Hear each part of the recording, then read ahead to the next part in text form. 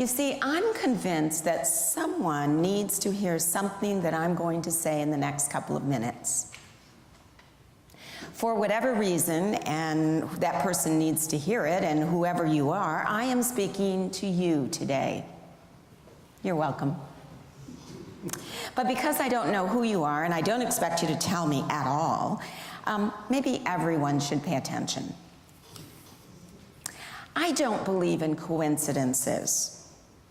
I don't believe in the coincidence that you're here, even though I willingly and freely am going to use that term today. In our daily lives, we go places and we do things, and sometimes it's a lot later that we find out the significance of those things that happened to us. About 3 years ago, there was a man whose wife was going on a business trip. The first night that she was gone, he decided that he would text her. Sleep tight and don't let the bed bugs bite. He was creeped out the next morning when on his own email he saw a note from an exterminator asking if he could exterminate the bed bugs in his house. Many of us are savvy enough with a computer to realize the logistics of why that man received that email. And we probably wouldn't attribute that to supernatural coincidences. But what about the other happenings in our lives? Times when something just happens that makes us raise our eyebrows in disbelief. When I first moved here, I immediately joined this church in the YMCA. And in a Zumba class, I exercised next to a woman who just looked like a nice person. And I thought, ooh, that would be a nice person to be a friend of. And so I tried to strike up a conversation. Twice, she barely answered me, and truth be known, she really just blew me off. I decided one more time, I'm going to give it one more shot before I give up on the possibility of a friendship. And that time, when I spoke to her, it worked. She responded, we became good friends. In fact, I invited her over to my house for lunch one day. And while she was sitting there, we talked about where we had come from. She had come from Iowa. I had come from New York. One of the prints on my kitchen wall is a Wyeth. And she looked at that print and she smiled and she said, you know, that painting reminds me of my grandmother's cottage where I used to go every summer when I was a little kid. It's on Lake Ontario. And I thought, well, I live near Lake Ontario. I said, where exactly is it? And she wouldn't tell me. She said, it's not like Rochester. It's not a big city. It's just a small town. You've probably never heard of it. But when she finally acceded and revealed the name of the town, I was speechless. Her grandparents and that cottage were in the same town where I taught for 34 years. And in fact, I had had each of her four cousins as high school students. Crazy. What are the odds that of all those people that I would have chosen to strike up a conversation, I would choose Nancy? Small world, isn't it? And all because of a gym class. Cultures and philosophers acknowledge and respect those kinds of events. The anthropologist Michael Harner has studied shaman, and he says that shaman consider these coincidences a kind of a homing, like homing pigeon, homing beacon that tells us if we are on the right path. The psychoanalyst Carl Jung also believed that there was a name for such phenomenon, and the name is synchronicities. Synchronicities, Jung explains, are events that are connected to each other not by cause and effect, but by something in the interior and something on the exterior. Depending on our degree of attention, synchronicities, just like shamans say, can help to guide our lives. For example, suppose you're trying to make a decision, a yes or no decision about an opportunity. You're driving on 77, somebody cuts you off, and you look up and the bumper sticker on that car says, "Just do it." That's what I'm talking about. Was my experience at the gym a coincidence? A synchronicity? Perhaps.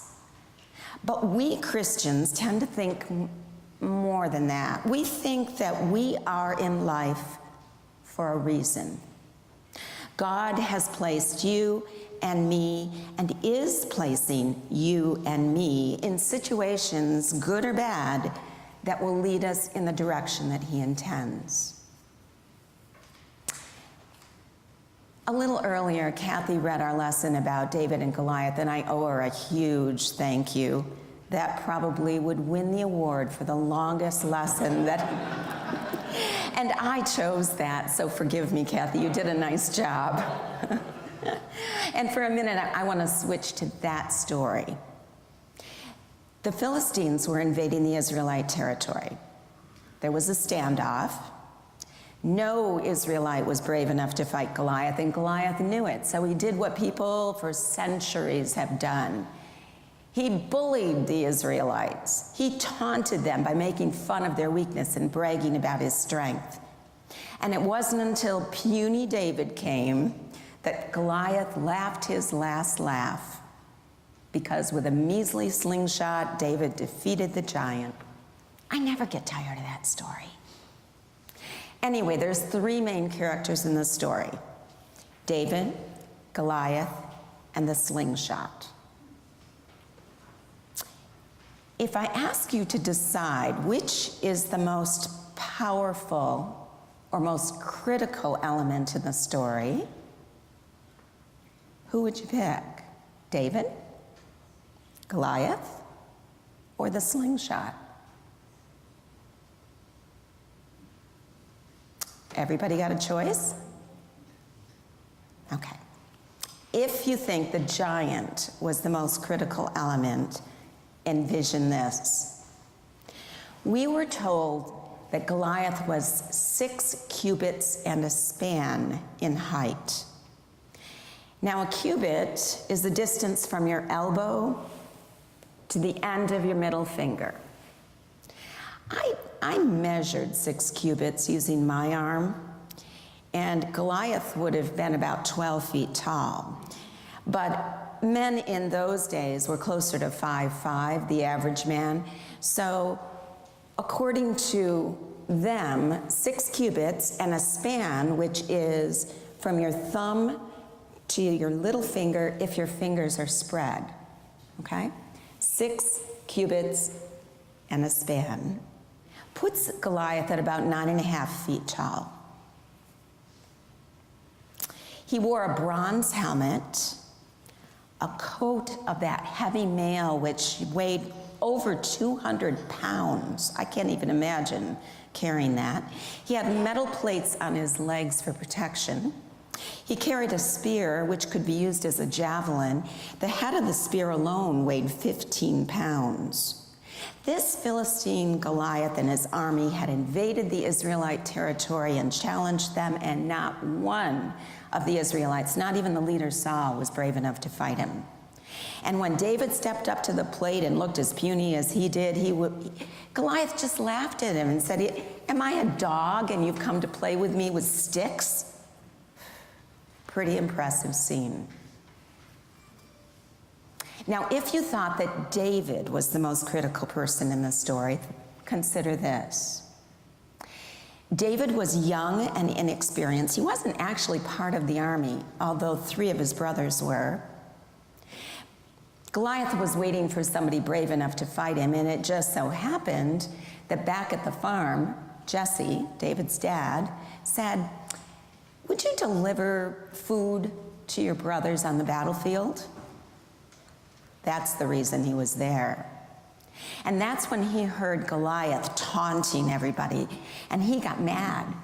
And he said, "Who is this uncircumcised Philistine that should defy the army of the living God?" His brothers told him to butt out of it, but he refused. His brothers took him to Saul. David insisted that he challenge the army, and Saul tried to talk him out of it. But David still insisted. Saul knew that he was beat. There was nobody that was going to fight that army. So David said, I am strong. I have had to protect sheep all of my life. The Lord, and I quote, who delivered me from the paw of the lion and the paw of the bear will deliver me from the hand of this Philistine.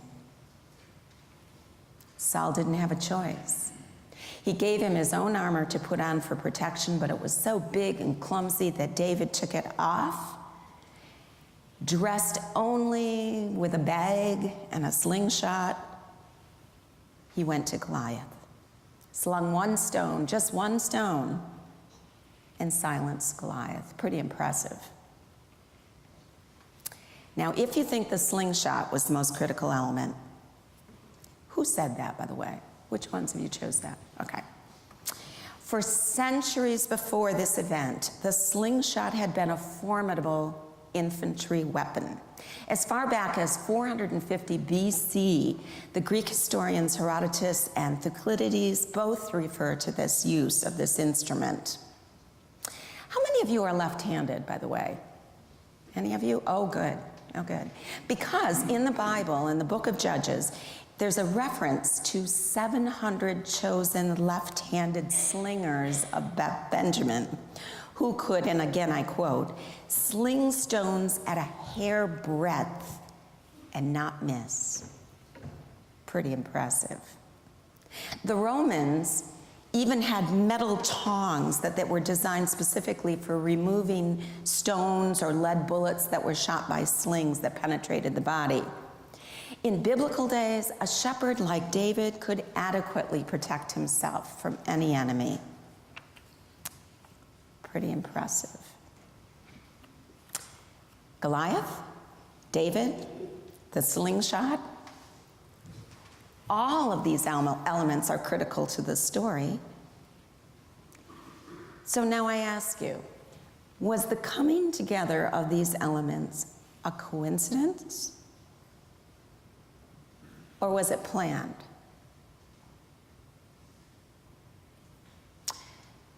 Goliath was a Gath. Gaths were known for going over their plans very carefully before executing them. Actually, they went over them twice. Before they went in the battle, the first time they went over them, they did it when they were sober, so that their plans would be skillfully made. And the second time they went over their plans, they did it when they were drunk, so that they would be brave. I don't suggest you do that. But what I'm saying is that Goliath thought he had it all worked out. He bullied others because he knew he could get away with it, but his mistake was twofold. He was arrogant enough to think he could succeed on his own, and he defied God when he defied Israel. On the other hand, it wasn't a coincidence that David was on the field. His father had asked him to deliver the food. He purposely joined the battle to defend Israel. He didn't quite understand the danger, but he realized that God had previously been good to him. So he knew that there was a purpose in his confrontation with Goliath. So despite Goliath and David's plans, God had his own purpose in bringing them together. And just like these two, God brings us to the right places at the right times and with the right tools necessary to succeed. Carissa told us today in the children's story about Vacation Bible School. I was there. It was marvelous, and so were you. One 6-year-old boy told me, "Oh, this is the funnest place I've ever been. I love this church." And another 6-year-old, who was my grandson, said, "I could live in that room for the rest of my life." The excitement, the fun, the learning could only be measured if you were actually there and saw it. But there is one remarkable aspect that I observed this week. There were so many adult volunteers and teen volunteers. Some I knew, some I didn't, some working in the front lines, some behind the scenes. But I would be willing to bet that not everyone who volunteered did so comfortably. I'll bet there were a lot of individuals who had never before worked with children or never worked with a vacation Bible school, and they weren't sure they could be effective.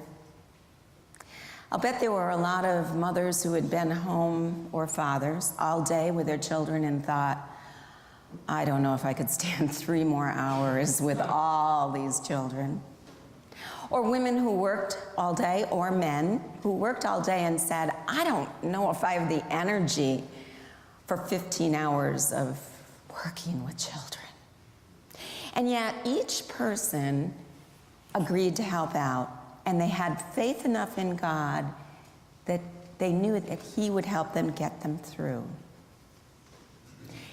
Well, so far this morning, I want you to realize that God orchestrated the meeting of those 3 critical elements, David, Goliath, and the slingshot. It wasn't a coincidence. Coordinators and volunteers at Vacation Bible School had faith that God would bring them success. What more can I say? Well, if you know me, I can say one more thing. In 1999, cognitive behavioral researchers at the University of Virginia conducted an experiment to determine how people perceived their environment. Half of the subjects wore a backpack that weighed 20% of their body weight. So a 200-pound person would have a 40-pound backpack. The other half of the people had no backpack at all. And then each person was asked to estimate the slant of a hill in front of them. Okay? Anywhere from totally flat to totally vertical. Now, the findings are probably what you think. People perceive the hill in front of them to be steeper when they're wearing a heavy backpack, as opposed to when they have no backpack at all. That's pretty logical, don't you think? But another finding was made 9 years later at the University of Cambridge. It was found that people with or without backpacks perceive hills to be less steep when they're with other people or when they imagine a supportive, significant other with them.